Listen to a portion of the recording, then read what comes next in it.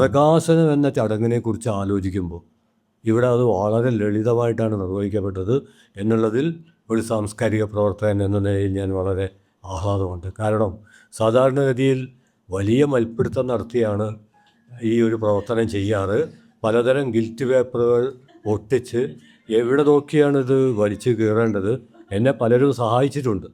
അങ്ങനെ കൂട്ടായിട്ടാണ് ഇത് വലിച്ചു കീറി, ചിലപ്പോൾ അതിൻ്റെ ഇടയിൽ പുസ്തകത്തിൻ്റെ കവറ് പെട്ടിട്ട് അതും കീറിപ്പോവാറുണ്ട്. ഇവിടെ അത്തരത്തിലുള്ള ഒരു പരാക്രമവും ഇല്ലാതെ തന്നെ വളരെ ലളിതമായി ഈ പ്രകാശനം നിർവഹിക്കാൻ കഴിഞ്ഞു എന്നുള്ളത് വലിയൊരു അഭിമാനമാണ്. അതാണ് ഒന്നാമത്തെ കാര്യം. രണ്ടാമത്തേത്, ഈ പ്രകാശനങ്ങളുടെ ദൗത്യം എന്താണ് എന്നുള്ളതിനെക്കുറിച്ചുള്ളൊരു ആലോചനയാണ്. ഇവിടെ ഷിജു ഏലിയാസ് വളരെ കൃത്യം ഈ പുസ്തകത്തിൻ്റെ ഉള്ളടക്കം എന്താണ് എന്ന് വളരെ ചുരുക്കി, ഇനി ചുരുക്കാൻ സാധ്യമല്ല, അത്രയും ചുരുക്കി ഇവിടെ അവതരിപ്പിച്ചിട്ടുണ്ട്. പിന്നെ ഈ പ്രകാശനത്തിന് തിരഞ്ഞെടുക്കപ്പെട്ട ഒരാൾ എന്നുള്ള നിലക്ക് എനിക്ക് വേണമെങ്കിൽ ഒരു പ്രഭാഷണം നടത്താവുന്നതാണ്.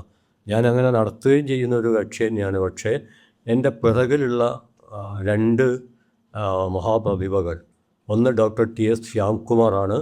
ഞാൻ തന്നെ ഇരിക്കുന്നത് ഈ പ്രകാശനത്തിന് ഞാൻ ചില പ്രയാസങ്ങളൊക്കെ അനുഭവിച്ചെത്തിപ്പെട്ടത് തന്നെ ഞങ്ങൾ കോഴിക്കോട് വെച്ചൊരു പ്രഭാഷണത്തിലെ ഒരു കരാറിൻ്റെ അടിസ്ഥാനത്തിലാണ്.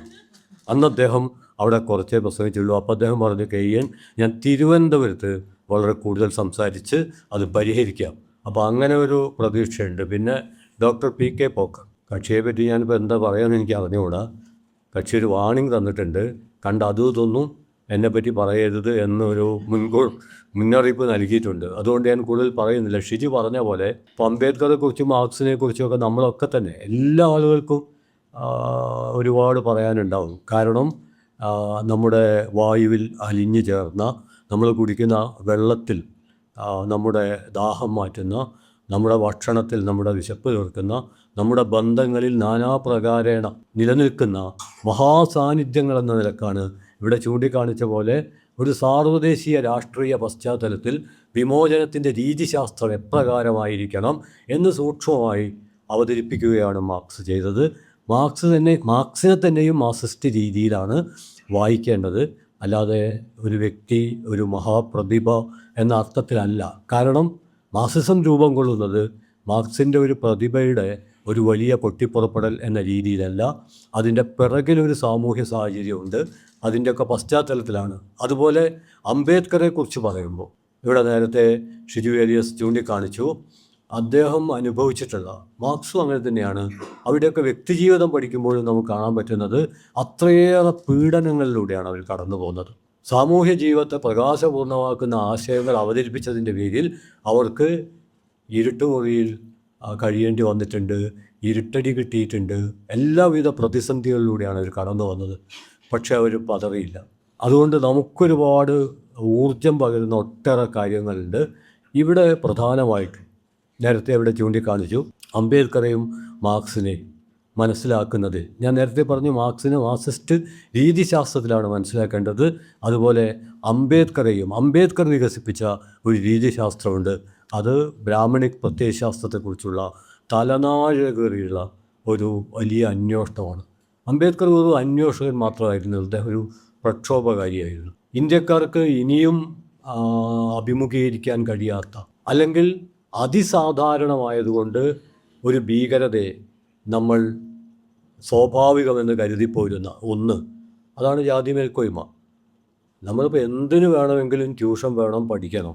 എന്നാൽ ട്യൂഷൻ ഇല്ലാതെ പഠിക്കാതെ ഇന്ത്യക്കാർ നന്നായി പരിപാലിക്കുന്ന, ആവശ്യത്തിലേറെ വെള്ളം കൊടുത്തും ഭക്ഷണം കൊടുത്തും തീറ്റിപ്പോറ്റുന്ന ഒരു ഭീകര ജീവിയാണ് സത്യത്തിൽ ജാതി എന്ന് പറയുന്നത്. നിങ്ങൾക്ക് എനിക്ക് മതം ഉപേക്ഷിക്കാൻ പറ്റുമോ? ആവശ്യമുണ്ടെങ്കിൽ ഉപേക്ഷിക്കാവുന്നതാണ്, ആവശ്യമില്ലാത്തൊരു ഉപേക്ഷിക്കുകയും ചെയ്യേണ്ടതില്ല. സ്വയംബോധ്യത്തിൻ്റെ പ്രശ്നമാണ്. അങ്ങനെ സ്വയംബോധ്യത്തിൻ്റെ ആഴങ്ങളിൽ നിന്ന് രൂപം കൊള്ളുന്ന ഒരു തിരിച്ചറിവിൻ്റെ അടിസ്ഥാനം വേണ്ട, ആ തിരിച്ചറിവിൻ്റെ തീയിൽ നമ്മുടെ പരമ്പരാഗത വിശ്വാസങ്ങൾ ഒരുപക്ഷെ ഒരു പിടി ചാരമാകാം. നമ്മളത് സൂക്ഷിക്കാൻ ശ്രമിക്കുമ്പോഴേക്കും അതിനെ പരിവർത്തനത്തിൻ്റെ കാറ്റ് അടിച്ചു പറത്തി ഏതോ അഴുക്ക് ചാലിലേക്ക് നിക്ഷേപിച്ചിട്ടുണ്ടാവാം. മതം മാറാൻ പറ്റും, മതത്തോട് ആളുകൾക്ക് മൽപ്പിടുത്തം നടത്തും. മതരഹിതർ എന്ന് പറയുന്നൊരു വിഭാഗം തന്നെ രൂപപ്പെട്ടു വന്നിട്ടുണ്ട്. അതേസമയം ജാതിരഹിതർ എന്നൊരു വിഭാഗത്തിന് ഇന്ത്യയിൽ ജനിക്കാൻ പറ്റില്ല. കാരണം കാലേക്കുറി പ്രസാദ് എന്നൊരു ബഹുജൻ കവി സൂചിപ്പിക്കുന്നുണ്ട്, ഞാൻ എന്നാണ് ജനിച്ചതെന്ന് എനിക്കറിയില്ല, പക്ഷേ ഞാൻ എത്രയോ കാലമായി ഇവിടെ കൊല്ലപ്പെട്ടുകൊണ്ടിരിക്കുകയാണ്. അതാണ് ജാതി. എന്നാണ് ജനിച്ചതെന്നറിയില്ല, എത്രയോ കാലമായി ഇവിടെ കൊല്ലപ്പെട്ടുകൊണ്ടിരിക്കുകയാണ്. അങ്ങനെ എത്രയോ കാലമായി കൊല്ലപ്പെട്ടുകൊണ്ടിരിക്കുന്നവരുടെ, ഒന്ന് ജനിക്കാൻ പോലും അവസരം കിട്ടാത്തവരുടെ ജീവിതമാണ് അംബേദ്കർ അതിസൂക്ഷ്മമായി ആവിഷ്കരിക്കാൻ ശ്രമിച്ചത്. സഹോദരൻ അയ്യപ്പൻ പറയുന്നുണ്ട്, ജാതിബോധശീലങ്ങൾ മാറുമ്പോൾ മനുഷ്യൻ മനുഷ്യനെ മനുഷ്യനായി കാണും, ആരോഗ്യമാർന്നിടും. ജാതിബോധശീലങ്ങൾ മാറുമ്പോൾ മനുഷ്യൻ മനുഷ്യനെ മനുഷ്യനായി കാണും, ആരോഗ്യമാർന്നിടും. നരൻ്റെ ഗുണദോഷങ്ങൾ മഹത്വം അല്പത്തരങ്ങളും അവൻ്റെ ജാതി നോക്കാതെ കണ്ടിടും ജാതി പോയവർ. എത്ര ബുദ്ധി വളർന്നാലും എത്ര വിദ്യ പഠിപ്പിലും ജാതി പോകാതെ ആ സിദ്ധി കൈവന്നിടിൽ ഒരുത്തനും. ഇതൊരു PhD പ്രശ്നമല്ല, നിങ്ങളുടെ ബുദ്ധിയുടെ പ്രശ്നമല്ല, അറിവിൻ്റെ പ്രശ്നമല്ല. ജാതി പോകാതെ എത്ര ബുദ്ധി വളർന്നാലും എത്ര വിദ്യ പഠിപ്പിലും ആ സിദ്ധി നമുക്ക് കൈവരുകയില്ല എന്ന് സഹോദരൻ അയ്യപ്പൻ പറഞ്ഞത് അംബേദ്കർ ചിന്തയുടെ ഒരു സാരസംഗ്രഹമാണ്. യുക്തിവാദി മാസികയിൽ സഹോദരൻ അയ്യപ്പൻ എഴുതിയ പല പ്രബന്ധങ്ങൾ, അതിൽ മദൻ മോഹൻ മാളവിയെ അദ്ദേഹം വിശദീകരിച്ചത് അത്ഭുതകരമായ ഒരു പ്രയോഗത്തോടു കൂടിയാണ്. അധോമുഖവാദിയായ മഹാൻ. മലയാളത്തിലെ അത്യപൂർവ പ്രയോഗങ്ങളിൽ ഒന്നാണ് അധോമുഖവാദിയായ മഹാൻ. മദൻ മോഹൻ മാളവ്യ ഇന്ത്യ മുഴുക്ക നിറഞ്ഞു നിന്നൊരു കാലത്ത് കേരളത്തിൽ വരികയും, കോട്ടയത്താണെന്ന് തോന്നുന്നു, 1926-ലോ 28-ലോ ആണ്, അദ്ദേഹം സദസ്സിനോട് രാമനാമം ജപിക്കാൻ പറയുകയും രാമന് സിന്ദാബാദ് വിളിക്കാൻ പറയുകയും ചെയ്തപ്പോൾ സദസ്സ് ചോദിച്ച് ഏത് രാമൻ, ശംഭൂകനെ കൊന്ന രാമനാണോ, കുത്ത് അങ്ങനെ ഒരുപാട് കുറ്റവിചാരണകൾ, ജനകീയ വിചാരണ. സത്യത്തിൽ മദൻ മോഹൻ മാളവ്യ അങ്ങനെ വലിയ എന്താ പറയുക അസാധാരണമായ കാര്യം ചെയ്തതല്ല. ഒരു ഉത്തരേന്ത്യൻ ജാതി പതിവ് അദ്ദേഹം കേരളത്തിൽ അവതരിപ്പിക്കുകയായിരുന്നു. അതിനെ അന്നത്തെ സദസ്സ് ചോദ്യം ചെയ്തു. അതിനെ തുടർന്ന് സഹോദരൻ എഴുതിയ കുറിപ്പിലാണ് അധോമുഖവാദിയായ മഹാൻ എന്ന പ്രയോഗം. അതുപോലെ തന്നെ മലയാളത്തിൻ്റെ അഭിമാനമായ കുമാരനാശാനെക്കുറിച്ചും സഹോദരൻ അയ്യപ്പൻ്റെ ഒരു പ്രയോഗമുണ്ട്.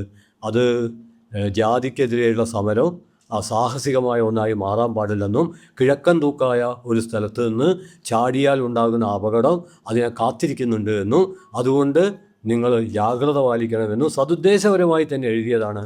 അതിന് കുമാരനാശാനെ സഹോദരൻ അയ്യപ്പൻ വിളിച്ചത് ക്രമേണവാദികൾ എന്നാണ്.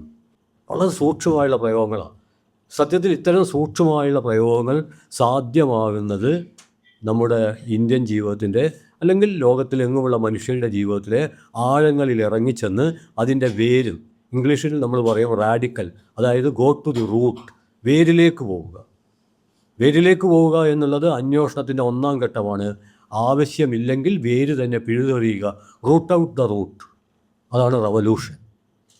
അങ്ങനെ റവല്യൂഷൻ്റെ, വിപ്ലവത്തിൻ്റെ ലോകത്തിലേക്കുള്ള അതിവിസ്തൃതമായ വാതിലുകൾ ആരോടും അനുവാദം ചോദിക്കാതെ വലിച്ച് തുറക്കല്ല, ചവിട്ടി തെറിപ്പിച്ച ലോകത്തിലെ രണ്ട് പ്രക്ഷോഭ പ്രതിഭകൾ, വിപ്ലവ പ്രതിഭകളാണ് മാർക്സും അംബേദ്കറും. അതുകൊണ്ട് ഒരു ഇടതുപക്ഷ സാംസ്കാരിക പ്രവർത്തകൻ എന്ന നിലയിൽ സാധാരണ ഞാൻ പറഞ്ഞു പോരാറുള്ള കാര്യം, അത് പറച്ചിലിന് വേണ്ടി പറയുന്ന കാര്യമല്ല, ഉള്ളിൽ നിന്ന് പറഞ്ഞുകൊണ്ടിരിക്കുന്ന കാര്യം. ഞാൻ എന്നോട് തന്നെ പറയുന്ന ഒരു കാര്യം, എൻ്റെ മേശപ്പുറത്ത് 2 പുസ്തകം വെക്കാൻ മാത്രമാണ് ഇടമുള്ളതെങ്കിൽ അതിലൊന്ന് കമ്മ്യൂണിസ്റ്റ് മാനിഫെസ്റ്റോ ആണെങ്കിൽ അനിവാര്യമായും അത് ഇന്ത്യക്കാർക്ക് വായിച്ചാൽ കൃത്യം മനസ്സിലാകണമെങ്കിൽ അതിൻ്റെ ഒപ്പം വെക്കേണ്ട ഒരേ ഒരു പുസ്തകം ബാബാ സാഹിബ് അംബേദ്കറിൻ്റെ അനിഹിലേഷൻ ഓഫ് കാസ്റ്റ് എന്ന പുസ്തകമാണ് എന്ന് മുമ്പും ബോധ്യമായിട്ടുണ്ട്, പലതവണ പറഞ്ഞിട്ടുണ്ട്. കാരണം ഇല്ലാതെ ഒരു ഇന്ത്യൻ മാർക്സിസ്റ്റിന് ഇന്ത്യൻ അവസ്ഥ കൃത്യം മനസ്സിലാവില്ല. കമ്മ്യൂണിസ്റ്റ് മാനിഫെസ്റ്റോ മനസ്സിലാവണമെങ്കിൽ അതോടൊപ്പം തന്നെ നമ്മൾ മനസ്സിലാക്കേണ്ട കാര്യം, മാർക്സിനെക്കുറിച്ച് മലയാളത്തിൽ ആദ്യം എഴുതിയത് പലരും കരുതുന്നത് പോലെ സ്വദേശാഭിമാനി രാമകൃഷ്ണപിള്ള 1912 എഴുതിയ ആ ചെറിയ പുസ്തകമല്ല, മറിച്ച് പേരറിയുന്നവരും പേരറിയാത്തവരുമായ മലയാളത്തിൻ്റെ സ്പാർട്ടക്കസ് എന്ന അഭിമാനത്തോടെ പറയാവുന്ന അയ്യങ്കാളി മുതൽ അവരുടെ കണ്ണീര് കൊണ്ട്, ചോര കൊണ്ട് മാർക്സിൻ്റെ ജ്വലിക്കുന്ന ജീവചരിത്രം അതിനു മുമ്പേ കേരളത്തിൽ എഴുതി കഴിഞ്ഞിരുന്നു. അതിനുശേഷം ഒക്കെ എഴുതിയ സാധാരണ ആർക്കും അലസമായി വായിച്ചു പോകാവുന്ന ഒരു ജീവചരിത്രം മാത്രമാണ്. അതിനു മുമ്പ് എഴുതപ്പെട്ട ജ്വലിക്കുന്ന ജീവചരിത്രങ്ങളെക്കുറിച്ച് നമ്മൾ മൗനം പാലിക്കുകയും 1912 അച്ചടിച്ചു വന്ന ഒരു പുസ്തകത്തെപ്പറ്റി മാത്രം നമ്മൾ പറഞ്ഞുകൊണ്ടിരിക്കുകയും ചെയ്യുന്നതിലും മൗലികമായുള്ള അപാകതകളുണ്ട് എന്നാണ് ഞാൻ പറയുന്നത്. ഇപ്പം ഞാൻ തുടക്കത്തിൽ ഇത് പ്രഭാഷകരുടെ ഒരു കെണിയാണ്. സത്യത്തിൽ ഒരു പ്രഭാഷകൻ ഞാൻ പ്രഭാഷണം നിർത്താൻ പോവുകയെന്ന് പറഞ്ഞാൽ കുറച്ചുകൂടി പറയാൻ പോവുകയെന്നാണ് അതിൻ്റെ അർത്ഥം. അതുപോലെ ഞാനിവിടെ 2 പ്രധാന പ്രഭാഷകർ എന്നൊക്കെ പറഞ്ഞിട്ട് ഞാൻ തന്നെ അത് പൊളിക്കുന്ന ഒരവസ്ഥയിലേക്ക് കാര്യങ്ങൾ എത്തിക്കൊണ്ടിരിക്കുകയാണ്. അതിനെ ഞാൻ തന്നെ തടയേണ്ടതുണ്ട്. അതുകൊണ്ട് ഞാൻ അവസാനിപ്പിക്കുന്നത് എങ്ങനെയാണ്, ഇതിൻ്റെ പ്രകാശനത്തെക്കുറിച്ചാണ് ഞാൻ പറഞ്ഞിരുന്നത്. പ്രകാശനം നമ്മൾ നടത്തി. നിങ്ങളും ഞാനും വിചാരിക്കുന്നത് ഞാൻ നടത്തിയെന്നാണ്, അല്ലെങ്കിൽ ഞാനും ശ്യാംകുമാറും നടത്തിയെന്നാണ്, അല്ലെങ്കിൽ ഞാനും ശ്യാംകുമാറും ഡോക്ടർ PK പോക്കറുടെയും ഈ സദസ്സിൻ്റെയും സാന്നിധ്യത്തിൽ നിർവഹിച്ചു എന്നാണ് നമ്മളൊക്കെ വിചാരിക്കുന്നത്. പക്ഷേ അങ്ങനെയല്ല. ഇതിൻ്റെ പ്രകാശനം നടന്നിട്ടില്ല. ഞാൻ തുടക്കത്തിൽ പറഞ്ഞ ഔപചാരികമായ പ്രകാശനം മാത്രമേ നടന്നിട്ടുള്ളൂ. ഇനി ഇതിൻ്റെ അനൗപചാരികമായ പ്രകാശനം നടക്കണം. അത് നടക്കണമെങ്കിൽ ഇവിടെ കൂടിയിരിക്കുന്ന എല്ലാവരും, ഒരു പുസ്തകമൊന്നും ഞാൻ പറയില്ല, ഓരോരുത്തർക്കും എത്ര പുസ്തകം വാങ്ങാൻ ആഗ്രഹമുണ്ടോ അത്രയേറെ പുസ്തകങ്ങൾ വാങ്ങി, അപ്പോൾ ഒന്ന് നമുക്ക് വായിക്കാൻ, മറ്റേത് നമ്മുടെ സുഹൃത്തുക്കൾക്ക്, ബന്ധുക്കൾക്ക്, സൗഹൃദത്തിന്, സ്നേഹത്തിന്, പ്രണയത്തിന് ഒക്കെ ഒരു പുരസ്കാരമായിട്ട് നൽകാൻ, പൂക്കൾക്കൊപ്പം ഒരു പുസ്തകം എന്ന ഒരു കാഴ്ചയിലേക്ക് ആളുകളൊക്കെ പൈസ കൊടുത്ത് വാങ്ങിയാലും ഈ പുസ്തകത്തിൻ്റെ അനൗപചാരിക പ്രകാശനം പൂർത്തിയാവില്ല. മൂന്നാമത് അതിൻ്റെ അടുത്ത ഘട്ടം എന്ന് പറഞ്ഞത് അവരത് വായിക്കണം. അപ്പോൾ വായിക്കുമ്പോൾ അതിൻ്റെ ഒരു വെളിച്ചം എങ്ങനെ വരും, അത് പ്രകാശനത്തിൻ്റെ ഒരു അന്തരീക്ഷമായിട്ട് മാറും. അപ്പോഴും അത് പൂർത്തിയാവില്ല. 4ാം ഘട്ടമുണ്ട്. അത് വായിച്ചിട്ട് അതിൻ്റെ സാധ്യതകൾ, പരിമിതികൾ വിമർശനപരമായി ഒരു സംവാദമായി, സദസ്സൊന്നും ഇല്ലെങ്കിലും നമ്മുടെയൊക്കെ ഉള്ളിൽ പതുക്കെ നടക്കണം. അപ്പം നമ്മൾ പ്രകാശനത്തോട് കുറച്ചുകൂടി അടുത്തു. പിന്നെ അതിൻ്റെ ഒരു 5ാം ഘട്ടമുണ്ട്. ഇവിടെ നേരത്തെ പാട്ടും പറച്ചിലും പറഞ്ഞതുപോലെ അത് നമ്മുടെ ജീവിതം തന്നെയായി മാറണം. നാം ചവിട്ടി നിൽക്കുന്ന മണ്ണായി, നമ്മുടെ തലക്കുമുകളിൽ ആകാശമായി, നമ്മുടെ തന്നെ ജീവിതമായി അത് മാറണം. മറ്റൊരർത്ഥത്തിൽ പറഞ്ഞാൽ പറയാൻ എളുപ്പമാണ്, പക്ഷേ ആ എളുപ്പമായ കാര്യം പോലും ഇപ്പോൾ നിർവഹിക്കപ്പെടാതെ പോവുകയാണല്ലോ എന്ന വേവലാതി നമ്മുടെ കഴുത്ത് പിടിച്ച് കേൾക്കുന്നുണ്ട്. എളുപ്പത്തിൽ പറയാൻ പറ്റുന്ന കാര്യങ്ങൾ പോലും പ്രയാസപ്പെട്ടു പോലും നമ്മളിപ്പം പറയുന്നില്ല. പക്ഷേ ഈ പുസ്തകത്തിൻ്റെ പ്രകാശനം പൂർണ്ണമാവണമെങ്കിൽ നമ്മളത് നമ്മുടെ ജീവിതത്തിൻ്റെ ഭാഗമാവണം. ജനായത്ത ആശയങ്ങൾ നമ്മുടെ രക്തത്തിൻ്റെ രക്തമാകണം, അസ്ഥിയുടെ അസ്ഥിയാകണം, അത് നമ്മൾ തന്നെയാകണം. ആ അർത്ഥത്തിൽ ഈ പുസ്തകം നിങ്ങളിലും എന്നിലും പ്രവർത്തിച്ചു തുടങ്ങുമ്പോൾ നമുക്ക് അഭിമാനത്തോടെ പറയാൻ പറ്റും, ഈ പുസ്തകത്തിൻ്റെ ശരിക്കുള്ള പ്രകാശനം പൂർത്തിയായി കഴിഞ്ഞിരിക്കുന്നു എന്ന് പറയാൻ പറ്റും. അത്തരം ഒരവസ്ഥ ഉണ്ടാക്കാൻ 1ാം ഘട്ടത്തിൽ ചെയ്യേണ്ടത് സ്വന്തം കാപ്പയിൽ നിന്ന് പണമെടുത്ത് പുസ്തകം വാങ്ങുക എന്നുള്ള കാര്യമാണ്. ഇല്ലെങ്കിൽ ശക്തരായ ചിലർ അടുത്തിരിക്കുന്ന ദുർബലരായവരുടെ പോക്കറ്റിൽ നിന്ന് പണമെടുത്ത് ഒരു നല്ല കാര്യമാണല്ലോ, അതിനുവേണ്ടിയല്ലേ ഞാൻ എടുത്തതെന്ന് ചോദിക്കും. അതില്ലാതിരിക്കാനാണ് ഞാൻ പറയുന്നത്. അത്തരത്തിലുള്ള ഒരാക്രമണവും ഇല്ലാതെ തന്നെ ഓരോരുത്തരും ഈ പുസ്തകം വാങ്ങി. ഇതിപ്പോൾ ഞങ്ങൾ 2 പേരും കോഴിക്കോട്ട് നിന്ന് വരുന്നത്, അതുകൊണ്ട് പരമാവധി ഈ പുസ്തകം വിൽക്കാൻ വേണ്ടിയുള്ള ഏർപ്പാടൊന്നുമല്ല. ഇതിവിടെ പറഞ്ഞു 1ാം പതിപ്പ് കഴിഞ്ഞിട്ട് വായനക്കാരുടെ ഭാഗത്തു നിന്ന് ഇതേക്കുറിച്ച് പല ആവശ്യങ്ങളും ഉയർന്നു വന്നതിൻ്റെ അടിസ്ഥാനത്തിൽ 2ാം പതിപ്പ് ഇറക്കുകയാണ്. അല്ലാതെ ഈ ആളുകൾ പുസ്തകം വാങ്ങാൻ വേണ്ടി ഒരു പ്രഭാഷണം നടത്തേണ്ട ആവശ്യമൊന്നുമില്ല. അപ്പോൾ നമ്മൾ സൗഹൃദത്തിൻ്റെ പേരിൽ 2 ബുക്ക് എടുക്കുക. അപ്പോൾ അവർ സ്നേഹത്തോട് പറയുന്ന 3 ബുക്ക് ഇതാ, അതല്ലേ സൗഹൃദം. അതുകൊണ്ട് ഈ പുസ്തകത്തിൻ്റെ ഒരു വിതരണവുമായിട്ട് ഇതിന് യാതൊരു ബന്ധവുമില്ല. ഇതാണ് കാര്യം. ഇനി ഞാൻ ഈ ഒരു സംവാദത്തിൽ ഈ സമകാലികമായ ഒരു പ്രശ്നത്തെക്കുറിച്ച് ഒരു സൂചന നൽകി ഞാൻ എൻ്റെ വാക്കുകൾ അവസാനിപ്പിക്കും. അത് നമ്മളിപ്പം നിൽക്കുന്നത് ഈ ഒരു വലിയ വിവാദമാണ് സത്യത്തിൽ, വന്ദേ മാതരം. അതേക്കുറിച്ച് ഞാൻ വളരെ വിശദമായിട്ട് സംസാരിക്കാനുള്ള താല്പര്യമുണ്ട്, ഇവിടെ ഇരിക്കുന്നവർക്കും ഉണ്ടാവും. പക്ഷേ ഞാൻ സൂചിപ്പിക്കാൻ ശ്രമിക്കുന്നൊരു കാര്യം, ഈ പുസ്തകത്തിനും അത് ബാധകമാണ്. നമ്മളൊരു പുസ്തകം അല്ലെങ്കിൽ ഒരു ആശയം അല്ലെങ്കിൽ ഒരു സംഭവം അല്ലെങ്കിൽ ഒരു അവസ്ഥ അതിനെങ്ങനെ അടയാളപ്പെടുത്തണം, എങ്ങനെ അവതരിപ്പിക്കണം എന്നുള്ളത് വളരെ പ്രധാനമാണ്. നമുക്ക് എന്തും ഏതും പലതരത്തിൽ അവതരിപ്പിക്കാൻ പറ്റും. ആ ഓരോ അവതരണവും പ്രസക്തമായിരിക്കും, തള്ളിക്കളയാൻ പറ്റില്ല. പക്ഷേ ചില ചരിത്രഘട്ടങ്ങളിൽ ചില അവതരണങ്ങൾക്ക് മുൻഗണന നൽകേണ്ടത് അനിവാര്യമായി തീരും. അങ്ങനെ നോക്കുമ്പോൾ വന്ദേ മാതരത്തിൻ്റെ വിശദമായ ചരിത്രമൊക്കെ പറഞ്ഞ് വന്ദേ മാതരം എങ്ങനെ ദേശീയ ഗീതമായി, നാഷണൽ സോങ്, ജനഗണമന എങ്ങനെ നാഷണൽ ആന്തമായി എന്നൊക്കെ പറഞ്ഞുകൊണ്ടുള്ള ഒരു ചരിത്രപരമായ അവതരണം അതിന് പ്രസക്തിയുണ്ട്. പക്ഷേ മുൻഗണന കൊടുക്കേണ്ടത് എന്തിനാണ്? മുൻഗണന കൊടുക്കേണ്ടത്, ഒരു ഉദാഹരണം പറഞ്ഞാൽ പെട്ടെന്ന് മനസ്സിലാവും. 2002 ഗുജറാത്ത് വംശഹത്യയിൽ ഇർസാൻ ജാഫ്രി എന്ന ഒരു മുൻ പാർലമെൻറ്റ് അംഗം അതിക്രൂരമായിട്ട് നഗ്നനായി അദ്ദേഹത്തെ ആളുന്ന തീക്കുണ്ടത്തിലേക്ക് വെട്ടി ഇടാൻ പോകുന്നതിൻ്റെ കൈയൊക്കെ വെട്ടിയിട്ടിട്ട് അദ്ദേഹത്തോട് പറഞ്ഞത് വന്ദേ മാതരം ചൊല്ലാനാണ്. അതാണ് വന്ദേ മാതരത്തിൻ്റെ പ്രത്യേകത.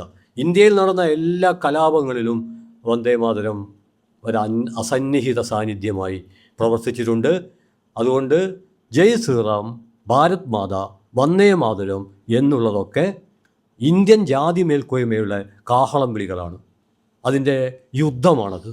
അത് അതിൻ്റെ കേവല ചരിത്രത്തിൽ നോക്കിയാൽ മനസ്സിലാവില്ല. വന്ദേ മാതരം ചൊല്ലിയതിൻ്റെ പേരിലും ചൊല്ലാത്തതിൻ്റെ പേരിലും കൊല്ലപ്പെട്ട മനുഷ്യർ, കലാപങ്ങളിൽ പറന്നുപോയ പ്രാണനുകൾ, കുത്തിയൊലിച്ച ചോരകൾ, ചിതറിപ്പോയ ബന്ധങ്ങൾ, ശിഥിലമായ സ്വപ്നങ്ങൾ, എത്ര ആഴത്തിൽ തിരഞ്ഞിട്ടും കണ്ടെത്താൻ കഴിയാത്ത അസ്ഥികൾ, ഇതിൻ്റെയൊക്കെ കണക്കെടുത്തിട്ട് വേണം ഇതേക്കുറിച്ചുള്ള.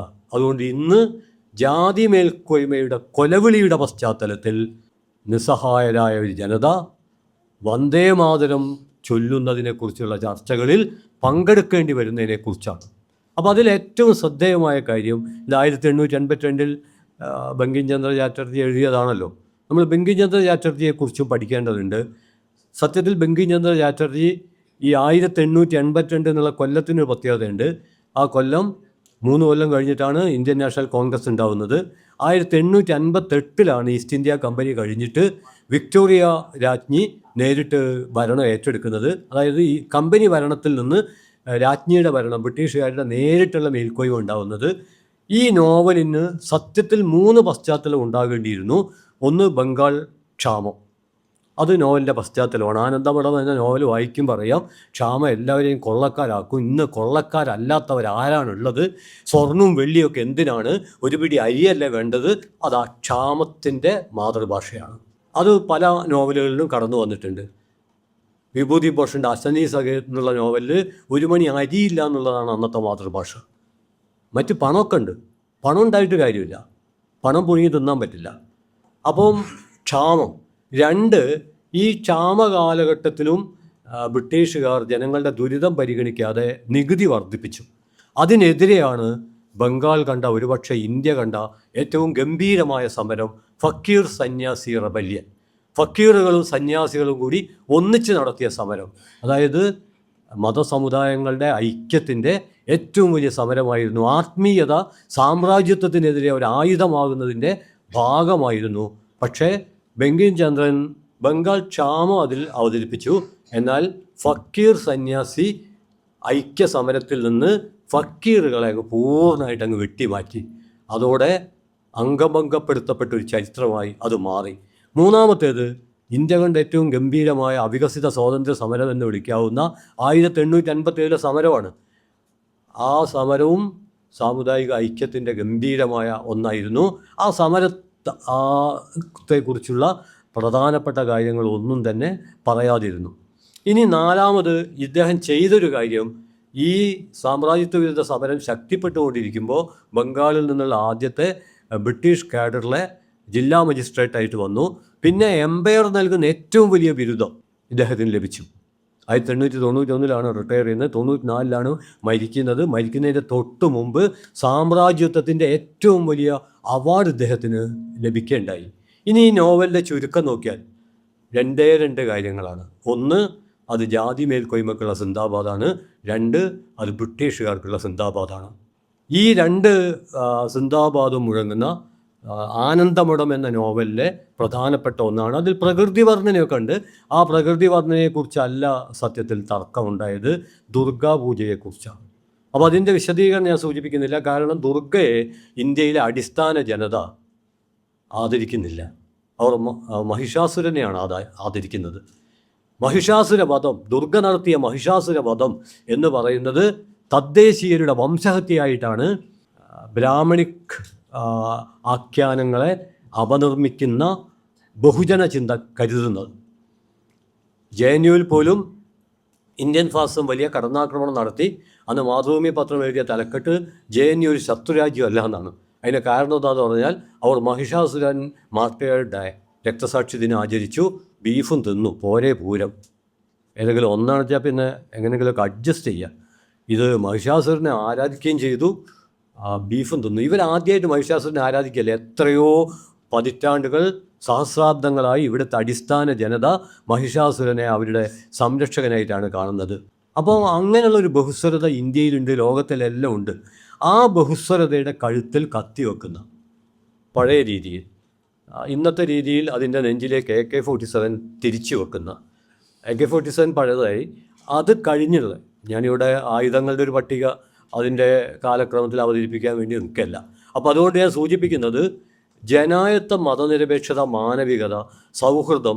നമ്മൾ ഈ പ്രഭാഷണമൊക്കെ തുടങ്ങുമ്പോൾ പറയുന്ന പ്രിയപ്പെട്ട ബഹുമാനപ്പെട്ട കുത്തുകുത്ത് സുഹൃത്തുക്കളെ എന്നൊക്കെ പറയുന്ന ഇതിനെ മുഴുവൻ കൊലവിളിക്കുകയാണ്.